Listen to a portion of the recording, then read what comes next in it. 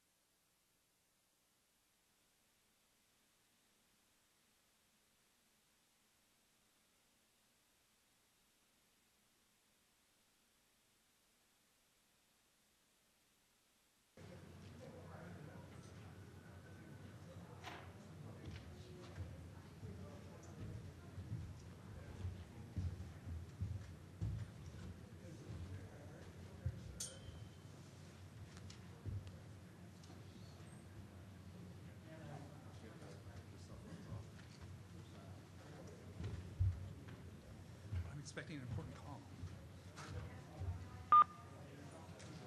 John Callis saying, no, you got that wrong. That's why you want it off.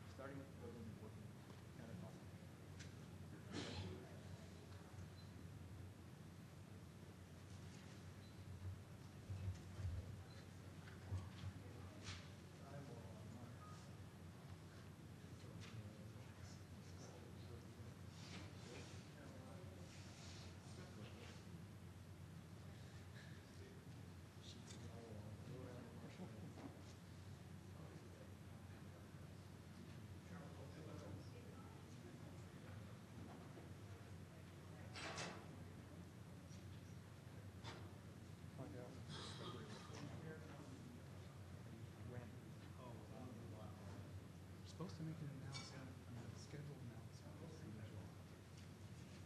Just presuming the site visits and all that. Have you had yours yet? No, we haven't turned in the chair set up yet. Hello. Get your way. Have you here? And are you going to speak in what order?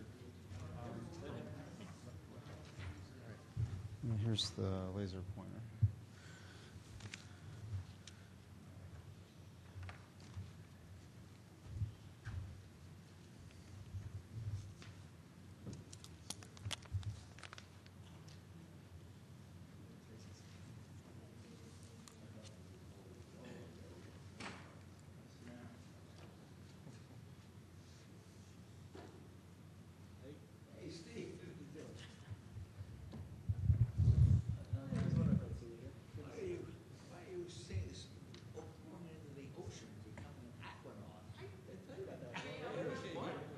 Seen you guys in a long time.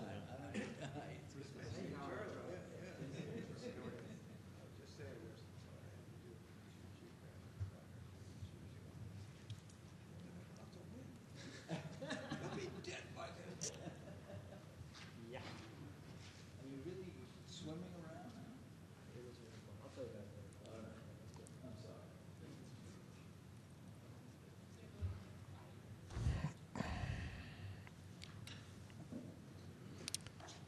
Welcome to our 3 p.m. press conference on opportunities latest from the Martian crater rim. We'll have 3 speakers in this order. Bruce Bannert, project scientist for NASA Mars exploration rovers at NASA's Jet Propulsion Laboratory in Pasadena.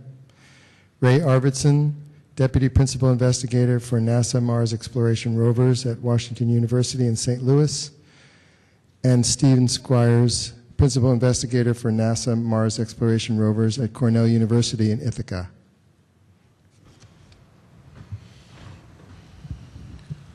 Okay, can I have the first slide here? Okay, so Opportunity's been a very busy little rover. And I'm putting this picture up here just to sort of give some historical context. We started out up here at Eagle Crater quite a while ago, and we've been crater hopping south ever since, going to larger and larger holes in the ground. These are holes that have been excavated for our convenience by meteorites and asteroids, allowing us to get to deeper and deeper rocks, which sort of allow us to peer farther and farther back in the geological history of Mars. And so you can see we've been going south. The next slide gives sort of a timeline of going from Eagle down to Endeavour. And you can see there's 2 things that really jumped out at me when I put this together. And the first thing is this number right here. I mean, 8 years on the surface of Mars. I mean, that's just amazing. And furthermore, if you really look at the way these yearly tick marks line up, you can see that at about 5 years, Opportunity really kind of cranked up its game, and it more than doubled its distance in the next 3 years, going from this point down to Endeavour. And so this is this is far from being a rickety old rover. I mean, she's really, turned up the boost and gotten down there. And so we finally arrived at the rim of this crater. Next slide, you can see that's about 4 months ago. We hit the southern tip of this feature that's what we call Cape York. And for the last 4 months, we've been exploring along this ridge. And Steve and Ray are going to tell you about some of the discoveries that we've made here. Next slide, just to give it a little bit more context, we've gathered together the data from all the vehicles that have been sent to other planetary bodies besides the Earth. These are all the wheeled vehicles that we know about. On this plot, we have the Apollo 15, 16, and 17 lunar rovers that were driven by astronauts, along with the Soviet Lunokhod 1 and 2, which were robotic lunar rovers, and then Sojourner, Spirit, and Opportunity on Mars. And you can see that Opportunity is solidly in third place in the race for the long-distance trophy. And it probably has the best chance of actually doing better, as it's really the only horse that's still competing in this particular derby. So we're looking forward to surpassing the last two. How far does Lunokhod go? It goes to about 37 kilometers. So we're a little less than 3 kilometers behind right now. Okay, so as for Opportunity status right now, as of its last checkup, which was this morning, she's in excellent health. Really hasn't changed very much in the last year. It's been pretty stable. We've worn out a couple of pieces on it. One of the 4 steering motors is not operable. We've got an arthritic shoulder joint that limits the movement of the robotic arm, but doesn't really limit where we can put it, because we can twist the vehicle around to make up for that. The mini-test instrument is worn out and is no longer giving us data on the infrared spectrum, and the Mossbauer spectrometer has gotten kind of weak and feeble as its radioactive cobalt source decays down to lower and lower levels, but it's still operational. So we have a rover which still has virtually most of the capabilities that it had when it landed, and we're still using it to do what it was designed to do, which is to be a field geologist on Mars. So for the future, right now we're coming up on Martian winter, and for the first time we're going to actually make sure that Opportunity is parked on a north-facing slope so we can get a little bit more solar energy on our panels. It's a little bit dustier than they have been in previous years. But this is, you have to realize this is a very different situation than you may remember Spirit was experiencing the last several winters on Mars. And in those cases, Spirit needed to get its panels tipped to the north in order to survive. We're not really talking about surviving here. We're talking about getting enough energy on the panels so that we can have an active scientific campaign all winter long. And so we're scouting out a few locations at the north end of Cape York, which have reasonably extended areas that all have slopes greater than about 10 or 15 degrees. And that should allow us to keep active scientifically all winter long, do analyses on various different bedrock targets that we might decide to look at more closely, and maybe even do some radio science tracking the Martian spin axis to tell us about the deep interior of Mars. So with that, I'd like to turn it over to Ray to talk about some of the scientific context of what we've been doing lately. Thanks, Bruce. What I'll do is kind of set the geomorphic and geologic context on a regional to a local set of scales, and tell you a little bit about the mineralogy we infer from orbit, and then Steve will talk about the details of the measurements we've made since crossing over to Cape York and provide the punchlines. So luckily we're in a program of exploration of Mars, and we have Mars Reconnaissance Orbiter looking down at our site among other sites. And we'll talk about HiRISE data and CRISM data. HiRISE is the high-fidelity imager, and you can do stereo, and you can make topographic maps, and then you can make these kinds of perspective maps, as shown, in which we've taken the topography from HiRISE stereo and just laying over that topographic model as perspective view with one of the HiRISE images. So we're looking from the center of Endeavour, which is 20,000 meters across, toward the northwest. What's important here? For 7.5 years, we drove over these sedimentary rocks, these sulfite-rich sandstones that we think formed in a combination of water and wind environment, largely arid but sometimes quite moist, and have done a suite of measurements. But in August, we crossed over to Cape York.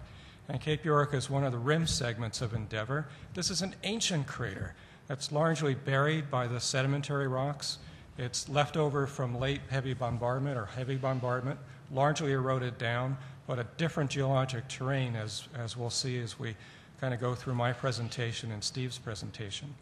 We have some information about the mineralogy from orbit, from CRISM, which is an imager but also a spectrometer. And back a couple years ago, there was a paper by James Ray and Geophysical Research Letters in which this area called Cape Tribulation, 80 meters tall above the surrounding plains, showed really good spectral evidence for a clay mineral called a smectite, an iron-magnesium smectite.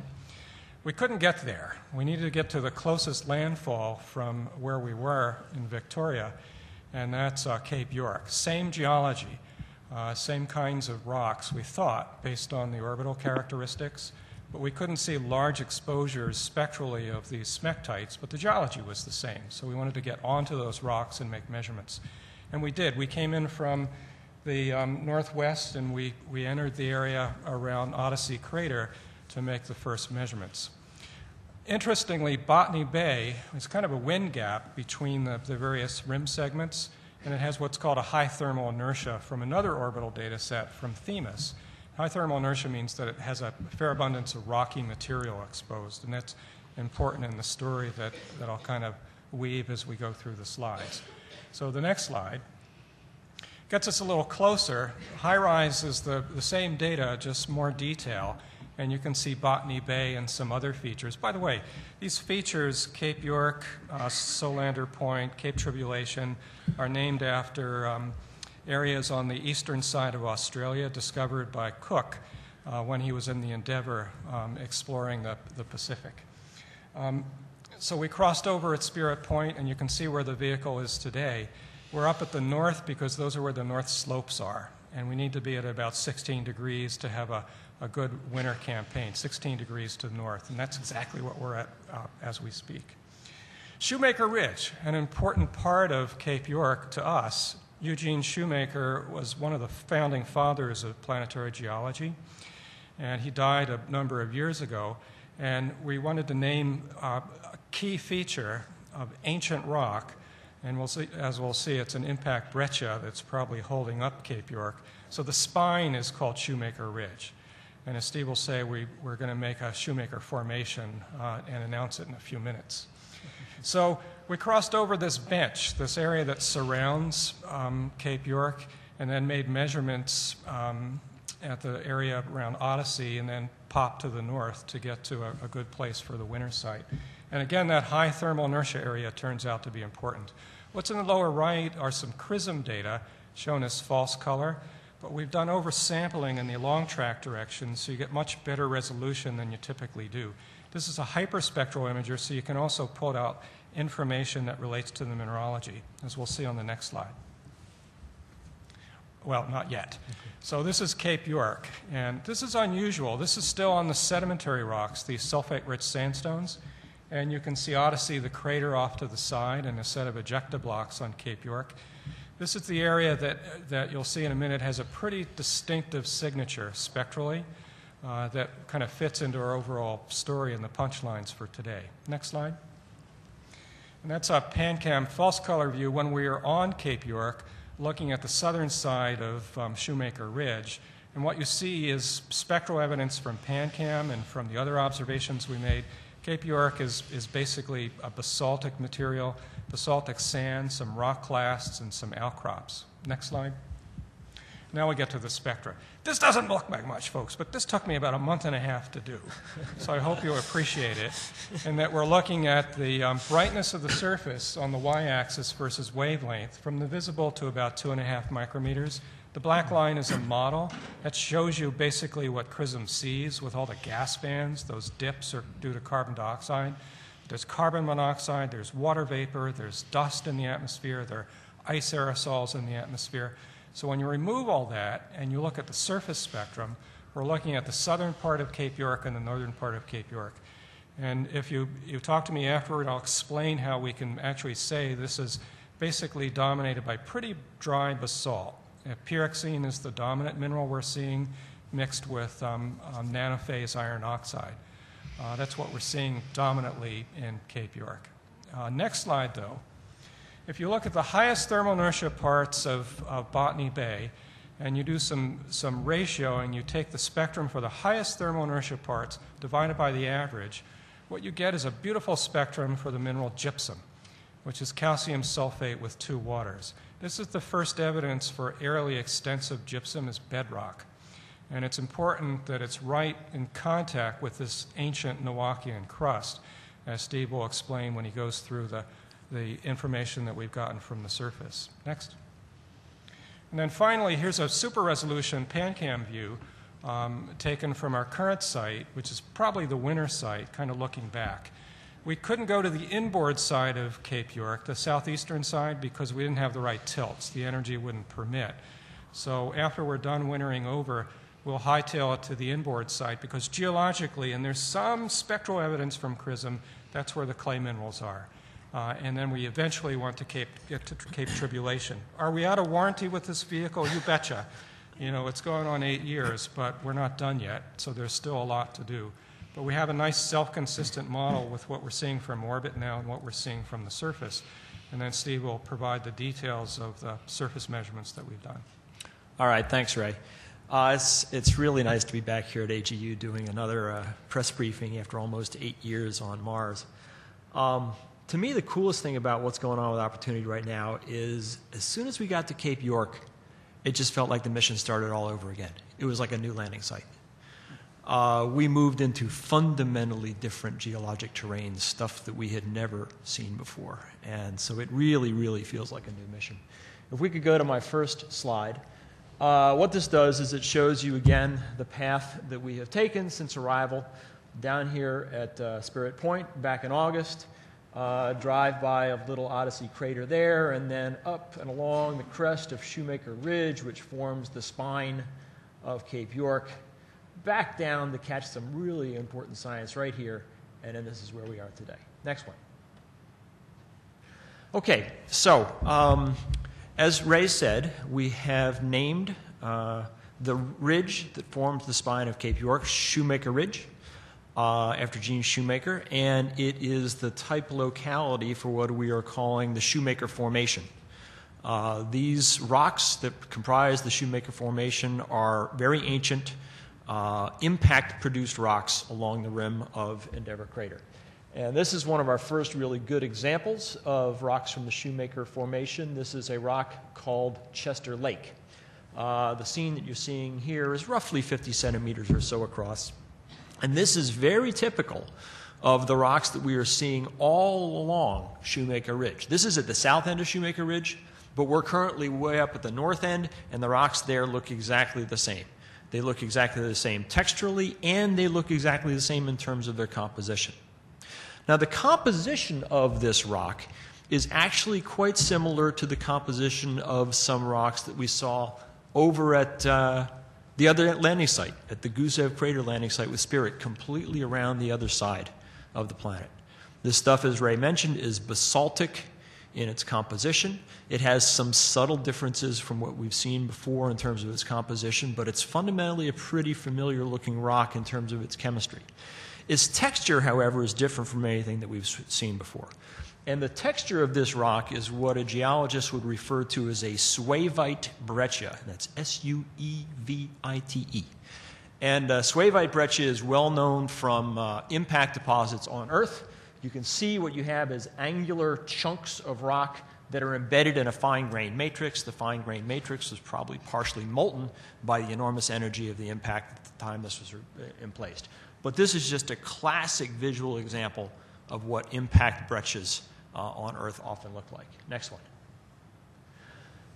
Now, this is an interesting one, and this one poses some kind of puzzles for us that we're still working on. This is a rock called Tisdale. This would also be part of the Shoemaker Formation, but this one's different from the others that we've seen in that this was not bedrock exposed at the surface. This is a rock that was excavated from beneath the surface by that little 20, 25 meter diameter crater that we called Odyssey. And so this is a piece of ejecta that was tossed out onto the surface. You can see that it has a somewhat different texture. It's a very lumpy, very irregular surface. Lots of this is also a breccia. Lots of chunks in this breccia that are pieces of rock fused together in the energy of the impact. If we go to the next one, this is a microscopic imager picture, so this is about 3 centimeters across, and you can see the individual clasts or grains in this breccia, and they're typically a centimeter or so in size. What's really interesting about this rock, however, is the elemental chemistry. The next slide shows that. This is sort of a complicated plot, and what it does is it shows element by element the composition of this rock compared to a variety of different other rocks that we have seen. Okay, and I won't take you through the details here. I'll just point out one important thing. There's a ton of zinc in this rock. There's an enormous amount of zinc in this rock. The zinc concentration in this rock begins to approach the zinc concentration that you sometimes see in commercially mined zinc ores on Earth. This was a big surprise to us. Now, why would there be so much zinc? Well, when you find zinc ores on Earth, typically the zinc has been emplaced via hydrothermal processes. Hot water moves through the rock.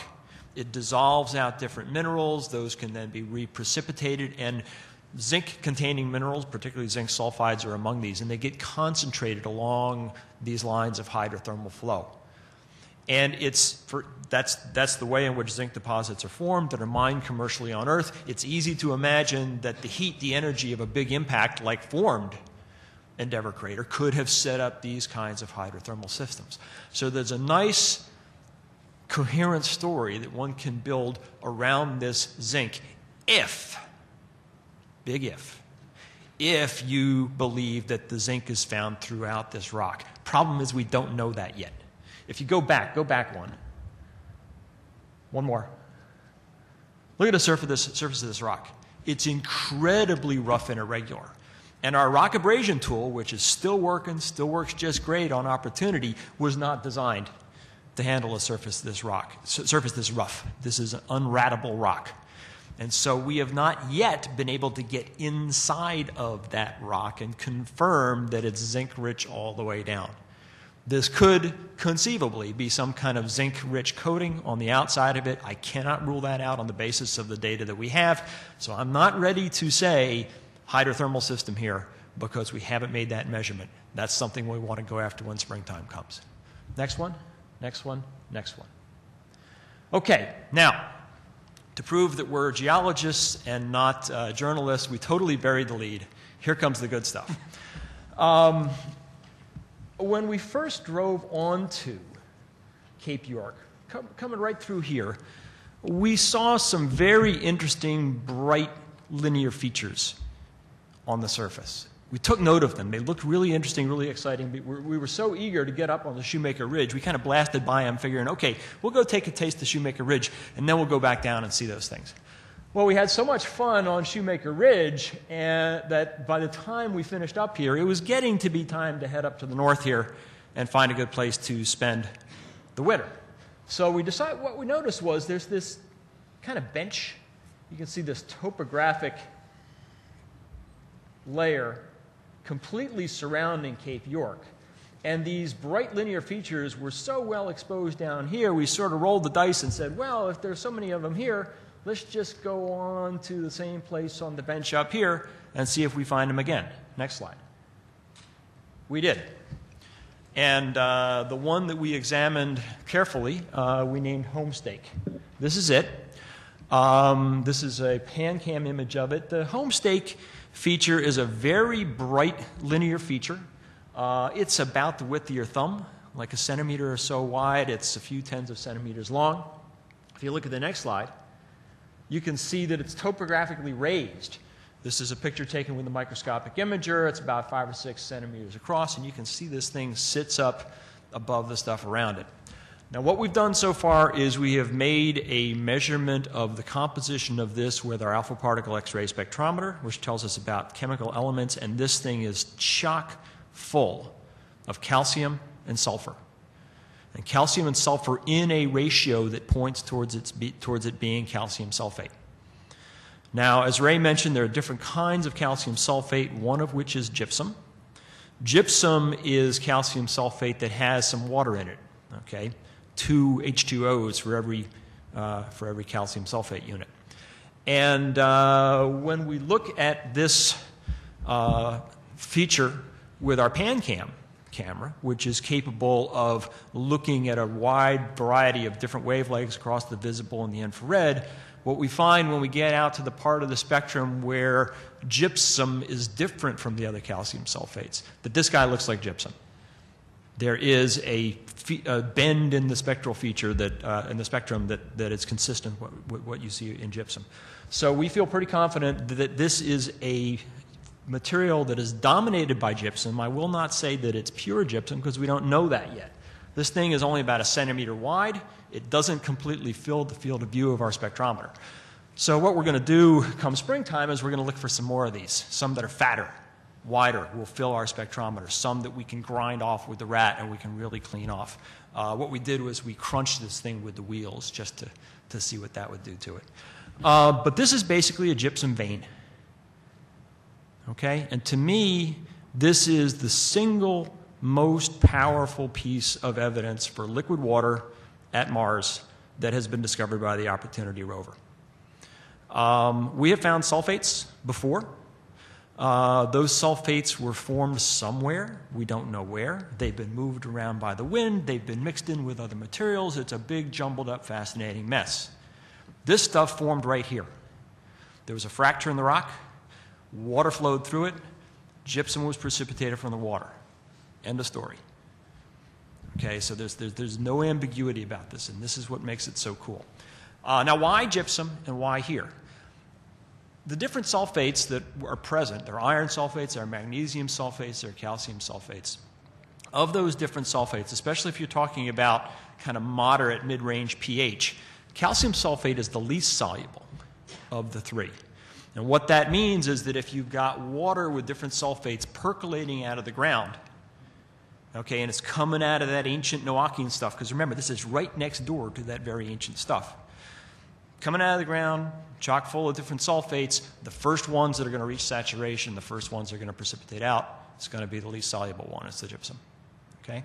So what we think we are seeing here is remnants, if you will, of part of the plumbing system of the waters, the groundwaters that flowed through these ancient Noachian rocks and then created the sulfate sediments that we've been driving around on with Opportunity for 8 years.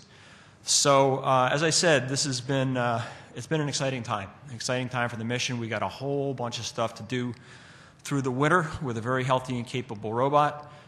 We got a bunch of stuff to do once spring comes. We're going to finish up on Cape York and then head south across Botany Bay and hopefully have some really exciting stuff to tell you about at the next AGU.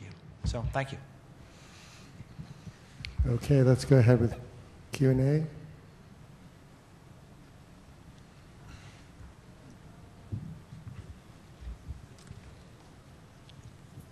Christina Reed, Discovery News. With the zinc formation, is that the yellow, gold, cream color at the top? Is that all zinc? No.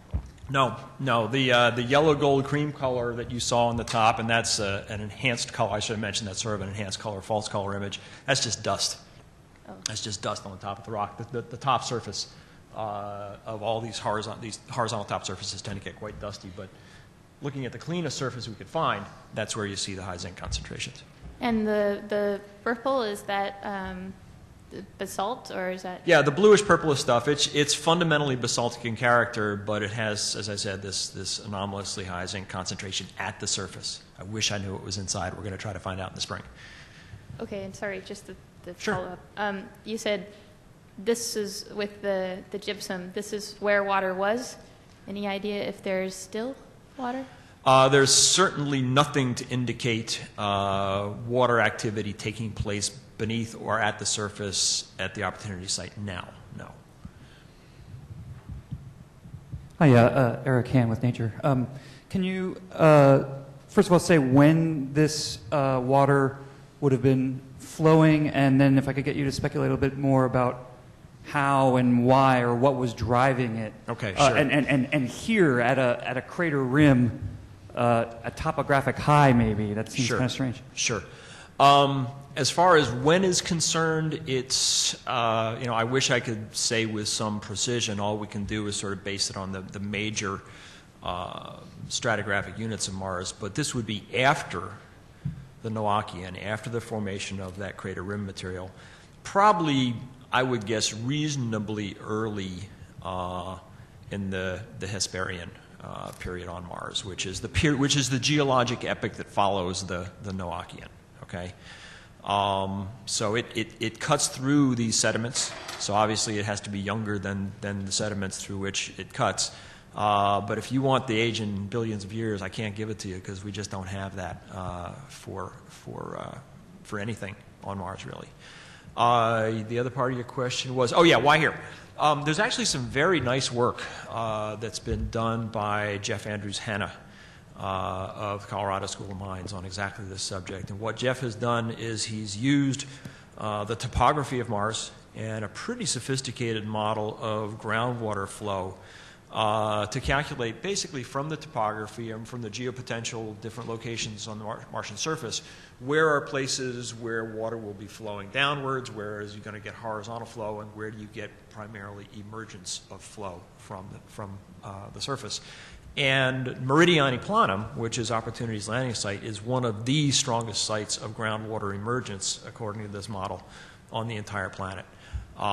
It's what that simply means is that, yes, the rim of Endeavour Crater is a small local high, but if you look on a broader regional scale, there's a lot of stuff higher than this, and water is going to tend to percolate downward from that and then emerge in these lower-lying regions, and that's where you're going to find evaporation taking place and development of evaporite deposits like what we see at Meridiani. Eric, there's at least a couple kilometers of hydrostatic head. Yeah. Because Meridiani is a tilted surface and the highlands are 2 kilometers higher. Yeah.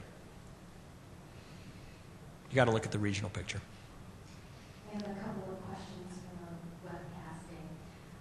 First is from Robert Zimmerman, 3 minutes. He was wondering how many Martian winters has Opportunity so far survived through, and could you expand on the difficulty of surviving through those winters?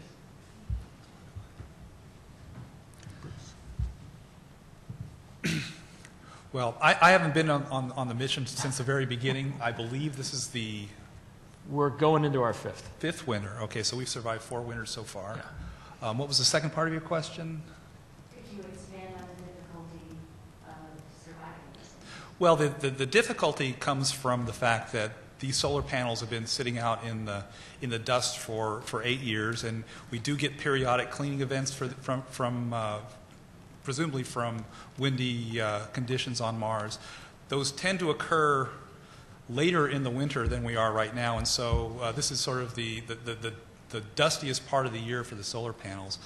So at this point, we have something like 45% or something like that of the 40% efficiency on the panels. So they're basically halfway covered up with dust. So we're kind of getting half of our power to begin with. As the sun gets lower and lower in the northern sky, we're getting less and less insulation on these panels, and so we just get less solar energy. It gets colder, so we need a little bit more heating, and so everything kind of comes together and makes this kind of a difficult time of the year for Opportunity. The biggest threat to Opportunity's survival this winter is not dust on the solar arrays, and it is not the sun being low in the sky. It's the fact that it's a rover that was designed to last for 3 months that is now 8 years old. But it's not a dire set of circumstances. In fact, what we're doing, as long as we're at 15 degrees tilt to the north or better, we can actually do some radio science experiments. We can continue to make APXS, or the chemical measurements, and do remote sensing. We even bump a little bit along outcrop and do a pretty extensive science campaign. And then the second question from the webcast is from Michael Forster of Astronomy FM and Michigan Public Radio. He was wondering if either rover has ever imaged the Earth. Yes. Yes, we did that with Spirit. There were times during Spirit's mission when we caught big wind gusts that really cleaned the vehicle off nicely, and we just had power to burn. And we would wake up during the night and take pictures from the Husband Hill Observatory, as we called it. And we took pictures of the Milky Way, we took pictures of the Magellanic Clouds, we took pictures of Phobos and Deimos, and we took a really lovely picture of Earth hanging in the sky. It's out there somewhere on the JPL website, but yes, it's been done. Harvey Lyford, freelance. I would just like to get back to the naming question. My understanding is that these names are all unofficial, that they're not submitted to IAU. Correct. And probably the features are too small for them to be concerned with. Is that correct? That's correct. The only feature name that we've given you today that's been submitted to and approved by the IAU is Endeavour for the crater.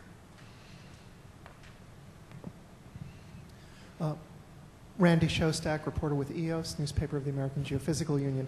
For Dr. Squires, so can you say that there's no other explanation for what this stuff is? This stuff being the certain gypsum? The gypsum, yeah. It's inconceivable to me that a fracture-filling vein of a water-soluble mineral that is a sulfate that is cutting through and overlain by other sulfates on Mars was not formed by precipitation from liquid water. I'll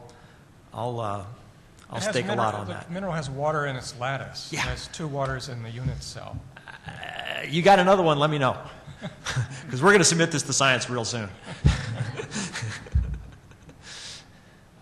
Hi, Irene Klotz with Reuters and Discovery News.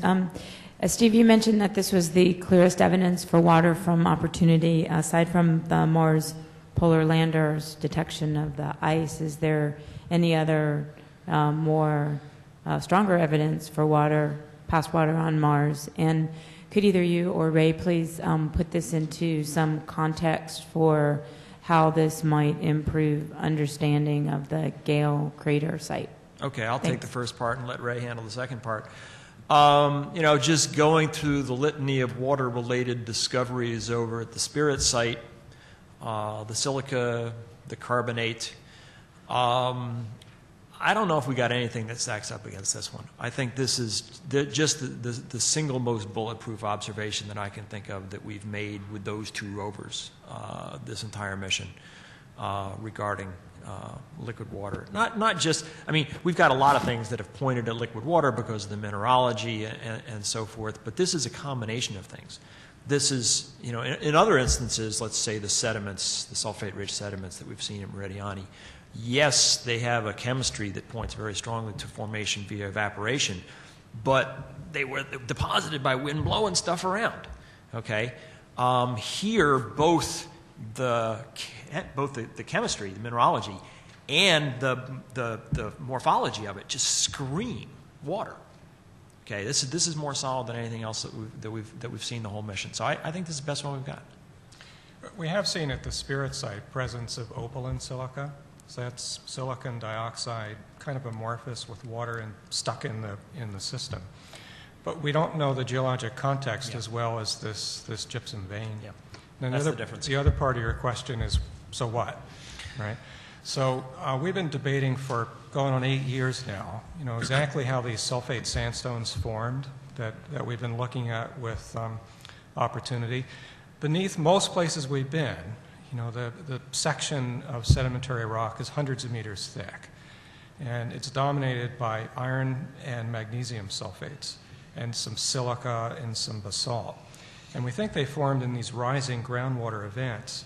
And they may have formed as mud. They've probably been moved by water, mainly by wind, mainly as sand dunes, and then rising groundwater would come up and cement them. And then they'd be eroded down for us to look at. But this is special because the combination of the Chrism observation, where Botany Bay seems to have gypsum, and then the veins with gypsum right in the bench, very close to Botany Bay, stratigraphically and in terms of distance, suggests that something else is happening here. And it may be because we're at what's called a pinch out. So as we get up to the Noachian crust, we're seeing the oldest rocks kind of sitting right on top of the Noachian. And as those groundwaters would come up and out, the first thing to precipitate out, the least soluble phase would be gypsum. And the iron and the magnesium and a lot of the sulfate would be carried on downhill or elsewhere. And as the section would progress, you get more of these deposits moving from gypsum-dominated to iron and magnesium sulfate-dominated that we've seen. So it's another piece of the puzzle in terms of how what we call the aqueous geochemistry of Mars was working right at the end of the Noachian and the early Hesperian. Yeah, Rick Lovett, freelance. So I'm wondering how to put the two pieces that you've seen here together. You've got the sulfates, the gypsum, and you've got the possible zinc from a hydrothermal system. Mm-hmm. Can you explain, assuming it is not just a coating, from how these relate? They may not be related at all. They could differ in time by hundreds of millions of years. If the zinc really is the consequence of a hydrothermal system, best bet is that hydrothermal system was set up right when the impact took place. The crater forms, it deposits a huge amount of kinetic energy beneath the surface, which heats stuff up. The heat stirs up hydrothermal motions and produces hydrothermal alteration almost contemporaneous with the impact event itself. The formation of the Meridiani sediments could have happened hundreds of millions of years later with groundwaters percolating through fractures in the rocks and coming up to the surface. And so there may be no connection between those two whatsoever. Recognize that the bench material in which the veins are formed is contemporaneous with probably an early portion of the same sediments that we've been driving around on for 7.5 years. And then we crossed over the boundary into a very different, older Mars that's exemplified by the Shoemaker Formation. And so these are two quite very different stories. There may be no relation between them at all. Jonathan Amos, BBC. Can you talk to habitability of these wet conditions vis-a-vis Meridiani and the sulfates that you saw there? Also, sure. Maybe the fumarole type silica deposits that Spirit saw. Okay, as sure. well, you know, pH, that kind of thing. I mean, sure. what sort of bug life would appreciate these conditions? Yeah, you know, this is one of the things that intrigues me the most about the gypsum, is that most of the evidence that we have seen so far with Spirit and Opportunity for aqueous conditions has been pretty acidic, low pH. If you look at the Meridiani sediments that we drove around on for so many years, they were chock full of jarosite. Jarosite is an iron sulfate, and it is one that is unstable above a pH of 5, and it typically forms on Earth at a pH of 3 or 2 or 1. So, you know, run around saying water on Mars, water on Mars. What we really found there was evidence for sulfuric acid on Mars. The deposits that we've seen with the silica deposits that you mentioned that we've seen with Spirit, we got two different models for how that stuff might have formed. But you mentioned the fumarolic model. That is one of them. And it's one that makes a lot of sense. And the way the fumarolic model works is you have very low pH vapors that flow through these rocks and leach away almost everything else and leaves behind a very silica and titanium-rich residue, which is what we see. So, you know, most of the evidence that we've seen with the rovers points towards a low pH. Now, the thing that is intriguing in many respects about the Noachian and about the rim of Endeavour is that, as Ray mentioned, there is evidence from orbit, from the CRISM data, that in some parts of the rim of Endeavour there are clay minerals, phyllosilicates, these smectites. And those tend to form under a much more neutral pH. An interesting thing about these gypsum veins is the gypsum is also consistent with, though does not require, a more neutral pH as well. And more neutral pH is going to be more favorable, we believe, in terms of habitability. So this is an emerging story, the story of the pH of the waters here at Meridiani. We're still working it. We will be searching very assiduously once springtime comes, both Cape York and further to the south, for evidence of clay minerals that may help to further advance our understanding of that story. All right, I have several questions from the web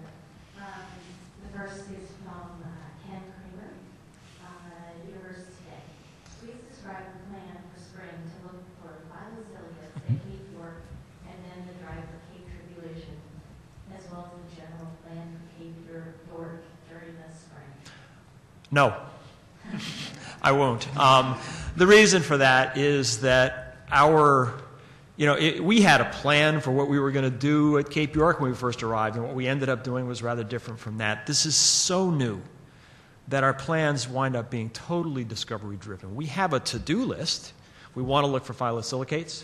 We want to learn more about the veins. We want to learn more about the zinc coating. We want to go to Botany Bay. We want to climb Cape Tribulation. We've got a lot of things that we want to do, but we will do them in the order and at the pace that makes sense as we discover things as we go. So we have a set of objectives. We do not have a detailed plan because what we're doing is discovery-driven. Sorry, Ken. Second is a follow-up question from Robert Zimmerman with BehindBlack.com. He was asking why northern face for the winter. North-facing slopes because it's winter and the sun is low in the northern sky. That's where the sun is. So that's where we point. Opportunities in the southern hemisphere. Yeah, but more to the point, the sun's in the northern hemisphere right now. And then the third from the web is from Alicia Chang with the Associated Press. Can scientists elaborate on Opportunity's winter campaign? Will it do any driving, or will it stay put and do science in place? Will it be active the entire time, or will there be some downtime? And when's the deadline for deciding where Opportunity will spend the winter? Okay, sure. Yeah, I can go after that. The winter campaign, we expect the rover to be active and doing science all winter long. We are currently in a place where we have about 16 degrees of northward tilt, which is pretty much ideal.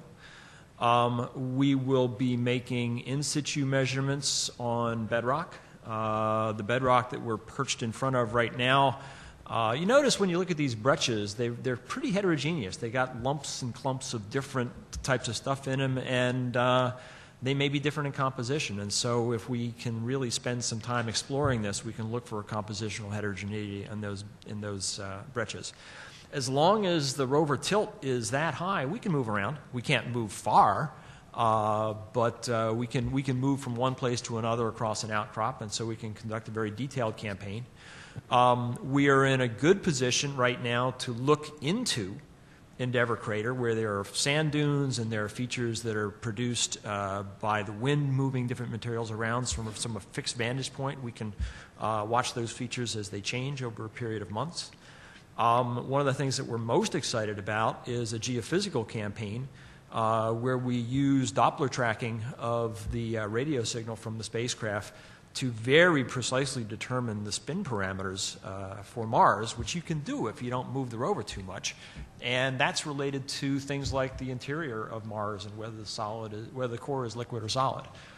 So we'll work on that campaign this winter. So we have a lot of science that we have planned during the winter, and then of course as soon as conditions permit, and that depends on the sun moving in the sky, what happens in the way of wind gusts and so forth. As soon as conditions permit, we'll start exploring further afield. We're hoping to pretty much have the rover in place and sort of really kicking off the winter campaign no later than January next month. But even after that, we can still bump. Yeah. We can still move a meter or two. And we're at a beautiful place called Saddleback, which is an outcrop that has a nice flat face, and we can slide along it during the winter. Charlie Pettit, Science News and Freelance. This is either Ray or Steve or Bruce. Two related questions. One is, you said the place looks almost like a new mission, a new place. And I understood that the localized features you saw are fascinating, the high zinc, the gypsum vein. But just looking at it as a geologist, how does it look structurally or compositionally different, except at the elemental level? And I'll take the answer to that question first. All right. We're perched on the rim of a great big crater. Never done that before. Spirit spent its entire mission inside a great big crater, Gusev, which is actually even larger than Endeavour is. But we've never been to anything remotely like this before. It looks different structurally. It looks different compositionally. It looks different texturally. It looks different in every way. Now, we can look at this and see some similarities to things that we've seen before. As I said, the geochemistry of some of these rocks is comparable to the geochemistry of some of the places that we've seen in the floor of Gusev Crater and on Husband Hill. If you look at the textures of these swavite breccias, they look at like stuff that you can see around ancient impacts on the Canadian Shield in North America. But the total picture doesn't look like anything we've ever seen on Mars before. That's what's fun about it. Okay, and the other one is brief. Is there anything interesting about that bench around Cape York, or is that typical, or is it? Go ahead. Does it look like a beach or what? No, it wasn't a beach, but Well, we're still debating it. But the bench is interesting. It goes completely around Cape York. It goes around some of the other rim segments of Endeavour. It's probably an older deposit that kind of pinches out one of these groundwater rising events and forming these sulfate sandstones. And then it's been eroded to just form this bench-like geomorphic feature. But the veins are in the bench. You don't see the veins outside of the bench. You don't see the veins in the Noachian crust in Cape York. You don't see them in Botany Bay. As far as we can tell, for places we've been to on the bench, they're in the bench. So most likely what was happening is some rejuvenation, some groundwater upwelling event, and taking that calcium and sulfur from Botany Bay, those kinds of rocks, and then moving it up in veins on what's now the bench. The bench was probably more aerially extensive and has been eroded back. So it's telling us a story, and it's a boundary layer effect in contact with the Noachian, but we're still debating it. It probably wasn't a beach. This is just a practical question. Given all the fuss and kerfuffle about budgets that we've had, how much does Opportunity cost now to run a year, and what sort of commitment have you had from the agency about your future? And are you guys going to get laser envy in August when the big guy arrives? Well, to address the commitment from NASA headquarters, our commitment from NASA headquarters is renewed on a biannual basis. NASA has a process that they call a senior review process, in which all operating missions that are in their extended mission phase get up in front of a review board. Typically, all the Mars missions do it together in front of the same review board. And they present recent findings. They present their plans for future exploration. They describe the state of health of their spacecraft and instruments and so forth. And NASA then takes the advice of this review board and decides how to allocate funds. We'll in fact be coming up for another one of these senior reviews soon. I can't speak for how that senior review is going to go. I will say, however, that given the extraordinary health of this vehicle and the wonderful exploration opportunities that we have ahead of us with this vehicle, if we don't fare well in that review process, then shame on us. We haven't done a very good job of describing this story. So I feel pretty good about that. The current funding per year, Bruce, remind me, it's about $12 million. 12, yeah, I think that's about right. $12 million a year. So to put that in context, it cost the taxpayers $800 million to get Spirit and Opportunity to Mars, and we're now doing this kind of science at $12 million a year. I feel pretty good about that.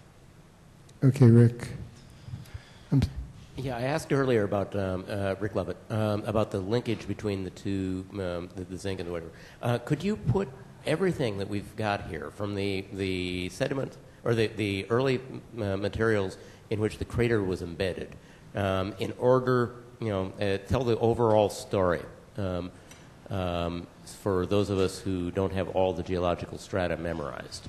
Okay, so I'll try to tell the basic story very quickly and simply. Long ago, an impact took place on Mars into material that was made of basalt. It made a great big crater, about 25 kilometers in diameter. The energy of that impact may have induced hydrothermal activity that produced the zinc enrichment that we see in places. Then, some period of time later, that may have been quite a long period of time, it could have been hundreds of millions of years, groundwater percolating through the surface came up to the surface. That groundwater contained rich concentrations of sulfate minerals, calcium sulfate, iron sulfate, magnesium sulfate. Some of those minerals were precipitated out in fractures that lay very close to the crater rim, and it was the calcium sulfate, the gypsum, that precipitated first. Then that stuff came up to the surface, water evaporated away, precipitated out all the other sulfates, and those blew around and produced the deposits that we've been driving around on for the 7.5 years before we got to the rim of the crater. And Endeavour is one of many, many craters. You can see to the south of where we're located, a couple hundred kilometers, that ancient Noachian terrain is exposed, and it's dissected by channel systems. And as we come to the north from that exposure, those materials are buried by the sedimentary rocks we've drove over for 7.5 years. So there was formation of those impact craters, dissection of the terrain probably by snowfall, rainfall, runoff, and then moving to this kind of groundwater upwelling event to produce the sulfate sands. Thanks very much to our panel, and for anyone in the audience who wanted a link to the picture of Earth Biosphere. Okay. Our next press conference is going to start at 4. Is a megaquake brewing in the high Himalaya, and I have to ask that if you want to interview the scientists, if we could please go out into the hallway to do it, I'd appreciate it, because we're going to have another press conference starting very quickly.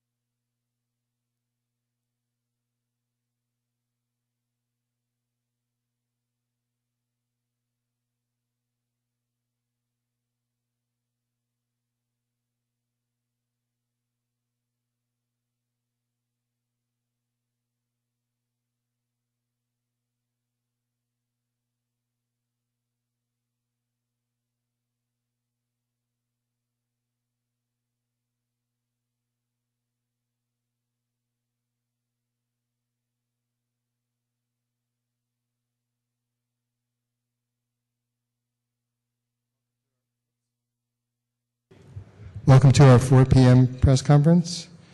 Is a megaquake brewing in the high Himalaya? We have 2 speakers who will speak in this order.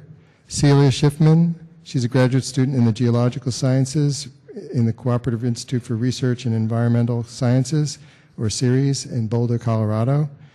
And speaking as well is Roger Billum. He's professor of geological sciences at the University of Colorado, Boulder, and a fellow of the Cooperative Institute for Research in Environmental Sciences in Boulder.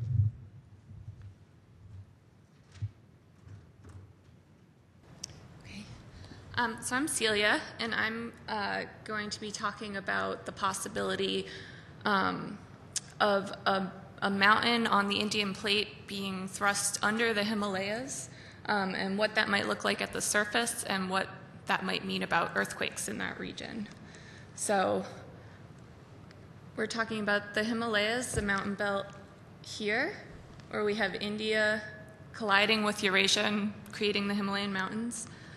So zooming in more specifically, we're in the region of Kashmir and just southeast of the Kashmir Valley, which is right here. So this is a region that's undergoing compression. So the arrows show the direction of compression, and these red lines represent a series of normal faults, which actually indicate extension. So this is kind of unexpected in an area where we have 2 plates colliding to get normal faults, particularly at this angle. So this summer, Roger visited one of these faults, this one right here, which I'll be referring to as the Oldham Fault, to see what it looked like on the ground.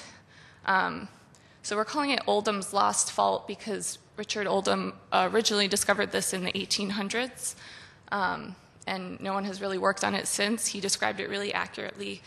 Recognized that it was a normal fault. So you can see it running across the screen here.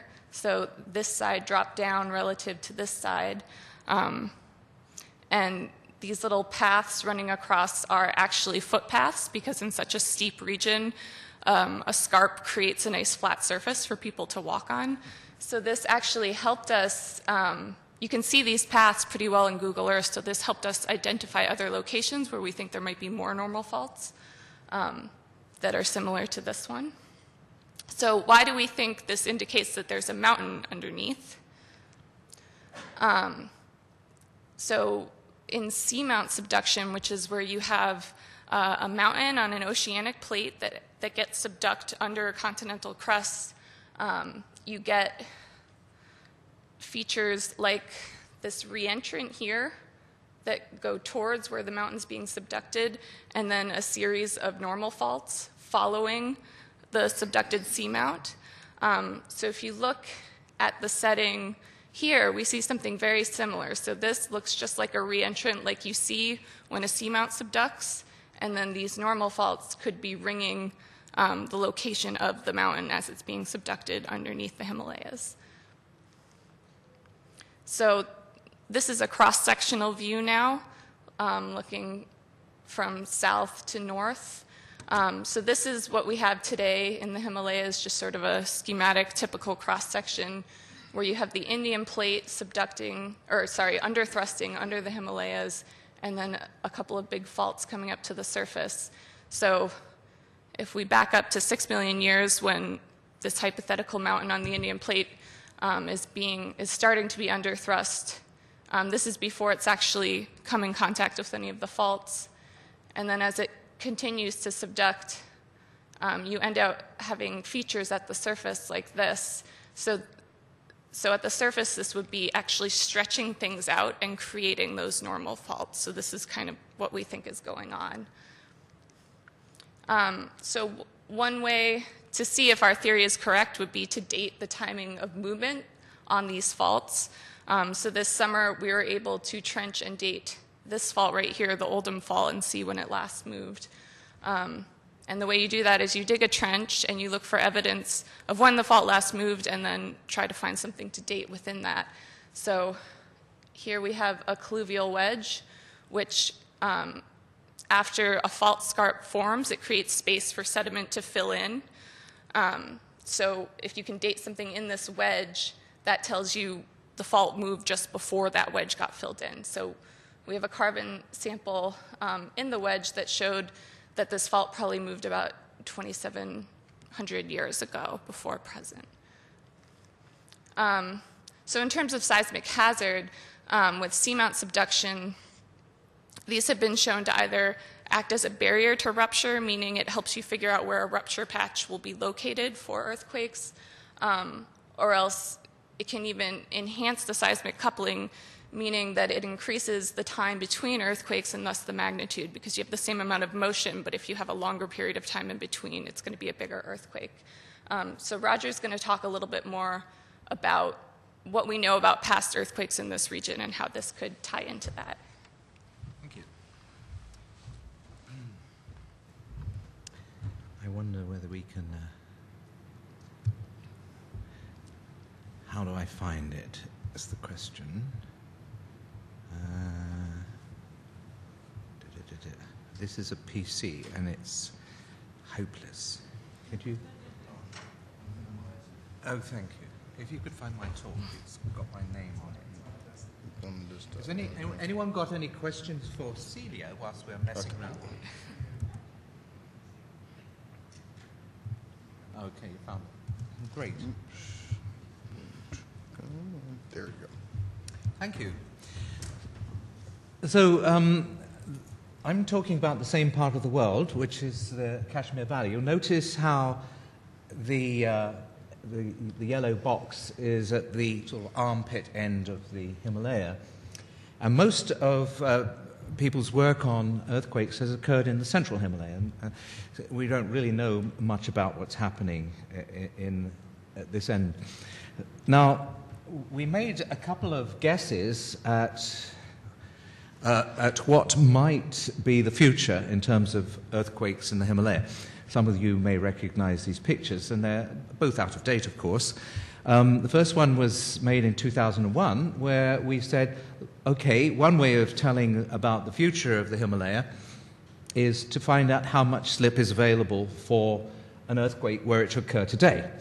And this was picked up by you guys in the press and called a quakeometer map. Of course, it isn't at all. But it's a convenient way of describing it. The black dots are the people at risk from earthquakes in the Himalaya, and they are all cities or megacities in the Ganges Plain, and there are a couple of nuclear power plants there too. So this is of considerable interest to India. And in 2005, we tried to improve that by using not just the amount of slip available for an earthquake, but including some information on the kind of length of rupture we might expect. And it turns out that both these maps have erred on the low side. In fact, the earthquakes that can occur in the Himalaya are much, much larger. In fact, just a few months after the one on the right was made, the Kashmir earthquake occurred, and everybody said, well, obviously you predicted it, but you got it wrong. In fact, we didn't. This occurs at the end of our map, off the map, if you like. So the question is, when is that earthquake that we reckon was going to be a magnitude 8 going to occur? The one that actually occurred was around the corner, if you like. It was a big earthquake. It killed 86,000 people. So I'm now going to present some new results that help us get some inkling of what may be going on. First of all, I'd like to draw your attention to an earthquake that we now know about that happened at 6 a.m. in the morning on the 6th of June and destroyed monasteries throughout southern Tibet and destroyed the new Mughal capital of Agra here, had to be rebuilt. It destroyed buildings in Delhi. It was about a magnitude 9, okay? And we know that from paleoseismic excavations of the frontal thrust that it slipped 20 meters. Just to calibrate that, that's the length of this room, okay? In other words, the entire Himalaya slipped over India 20 meters for a distance of 600 kilometers. So this was a huge earthquake. We know another one occurred here, probably 500 years earlier. We don't know very much about that. And we know that there was an earthquake here in 1555 and one in 833 AD. And we have those, we have historical accounts for that, but we don't know anything else. Now, what we're going to show you is some new GPS data that give us an idea, or better idea, about what could occur here. These are velocities in millimeters per year, holding India fixed. So you can think of the Tibetan plateau moving towards India at those velocities. Why do we hold India fixed? Well, it turns out the Tibetan plateau is a bit like a large bowl of plastic dough, and it's deforming in east-west, it's expanding, and north-south it's contracting. So you can't really hold anything here fixed to get an idea what's really going on. India, though, is completely rigid, and it's moving underneath Tibet. So now I'm going to focus the next few pictures at at this region of Kashmir. Some of you may know the Kashmir Valley. It's a beautiful valley surrounded by mountains. It's a mile high, and we know of earthquakes that have occurred in various places near it. The one that occurred at this end is just on the edge and isn't shown. It was a magnitude 7.8. This was a 7.6 that occurred in 2005. So the conventional wisdom, we thought what would happen is we could have one earthquake in this region, or we could have another one filling in this region, or they could both go together. If they both went together, it would be something like an 8.3. So why do we think this? Well, we knew this mountain range has moved to the south. There are fold belts to the south of it. And we knew, or thought we knew, that this represented a line which was locked where all the strain was building up. That was until we had GPS measurements. And those measurements now make us believe that the size of the earthquake that could occur is in fact much larger.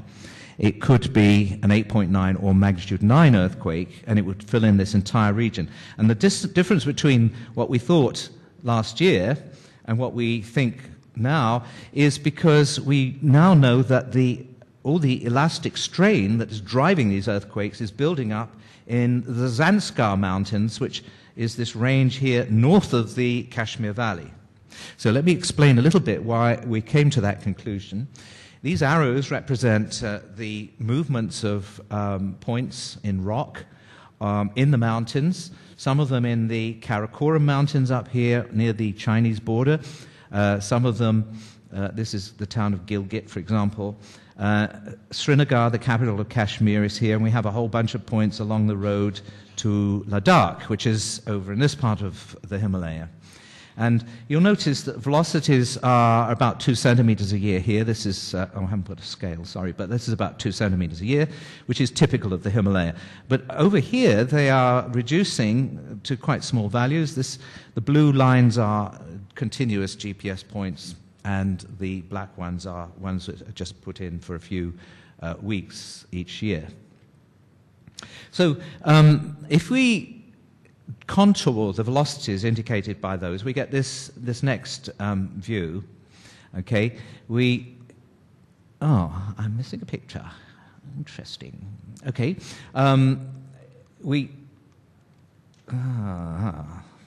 okay, my fault. I'll ad lib. We can draw contours around here, and they show a region of very high strain which follows a line along the Zanskar Mountains around here.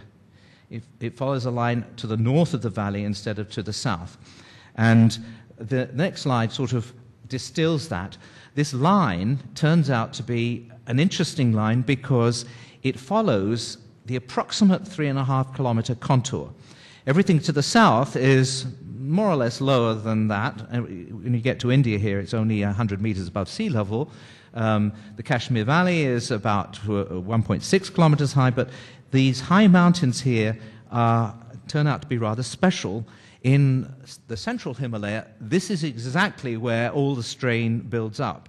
In other words, we should have guessed that perhaps the strain was, in fact, developing in this region just from its elevation. But we had taken the clue from the Pir Pinjal Mountains. You'll notice some dark mountains here. These are also 3.5 kilometers high. So we originally thought that this was the point where the spring was building up its pressure to drive these earthquakes. So now we believe that it's to the north of the valley. And that means we have to shift that line. This is the line before we knew about the GPS velocities. This is where it is afterwards. And that's what gives us our ability now to say the maximum credible earthquake could in fact be twice as big or more than twice as big as we thought before, meaning that the rupture width could be as much as 200 kilometers. The length of the rupture could be as much as 300 kilometers. And the missing ingredient is, how much will it slip?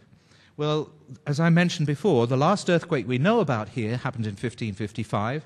If we take the velocities that we know about building up here and multiply that by the 500 years since that last earthquake, we come up with 6 meters of slip.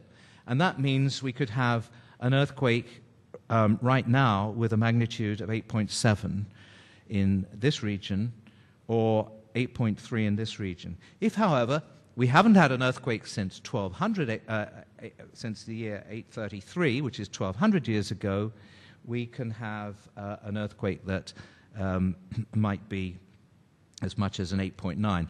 So here are our numbers. Before GPS, we had an idea that the maximum magnitudes might be 8.4 and 8.7. Now we believe that the maximum magnitudes could be 8.7 to 9. And I have to emphasize that if an earthquake happened today in that region, that would be its magnitude. We just don't know whether the last earthquake in 1555 was in fact a great earthquake. Now you might say, well, why are we emphasizing the maximum credible earthquake? The reason is that in the past 5 years, seismologists have got it radically wrong. We've always given conservative estimates for the largest possible earthquake. The Japanese earthquake was supposed to be at 8. It was a 9.1. The earthquake in the Andaman Islands was supposed to be a 7.8 or so, and it came out to be a 9.3. And the Chengdu earthquake wasn't supposed to be a 7.9. It was supposed to be something like a magnitude 7. So, in fact, there's now a new level of realism in our overt forecasts of what could occur. And I don't have to emphasize too much what would happen if you had a magnitude 9 earthquake in this part of the world. You have two nuclear powers facing each other, armed to the teeth, and fighting over a piece of real estate that is going to have a huge amount of damage to the military establishment and to the population, of course. So that's the story. Questions?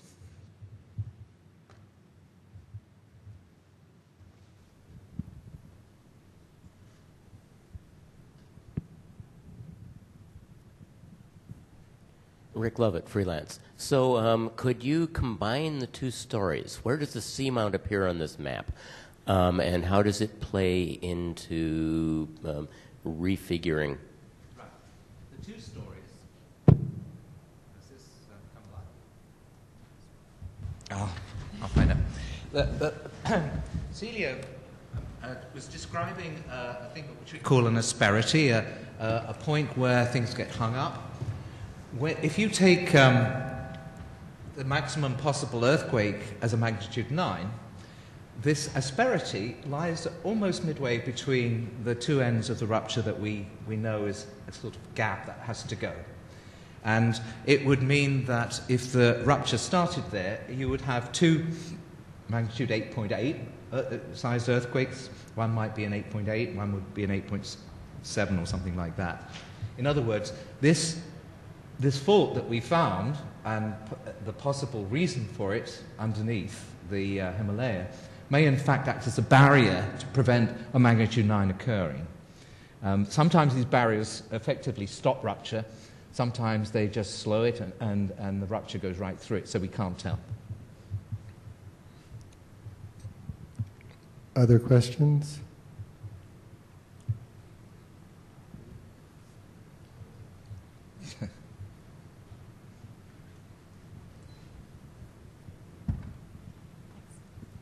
Hi, Nicola Jones, freelance, but I'm here for nature. you mentioned that most of the earthquake research in this area is done in the central Himalaya. What's the maximum possible earthquake there? Is that also 9? And if so, are you really surprised about what you found in the northern? Yes, indeed. The maximum earthquake that we know about was this one that happened in 1505. It caused 20 meters of slip. Some places 23 meters of slip. And its rupture length was 600 kilometers. This is only 300 kilometers long, half the length that's missing. So it is not, you don't expect a magnitude 9 earthquake even with the same amount of slip. The reason it's so big is that because now the locking line where the strain is building up is not in the Pir Punjab but in the Zanskar range, is twice as wide. So in fact we call that the width of the earthquake and the long arc length of the earthquake. So this is a 200 by 300 kilometer gap instead of a 100 by 300 kilometer gap. It's doubled the size of the earthquake. No, but I just meant, what's the maximum earthquake size that you've seen in the central Himalaya? Yeah. Is that also 9?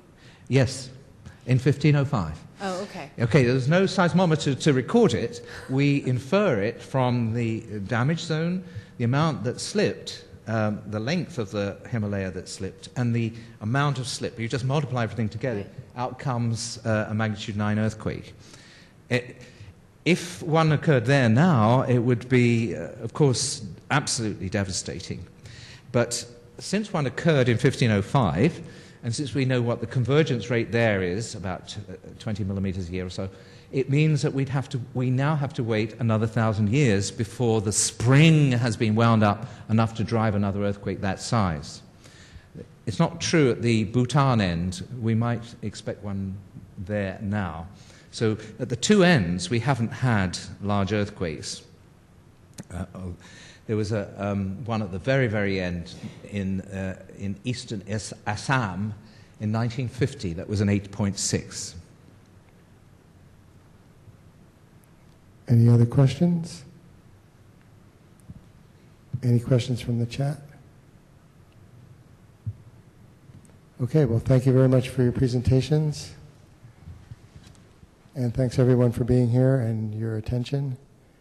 We will have our next press conference starting tomorrow morning.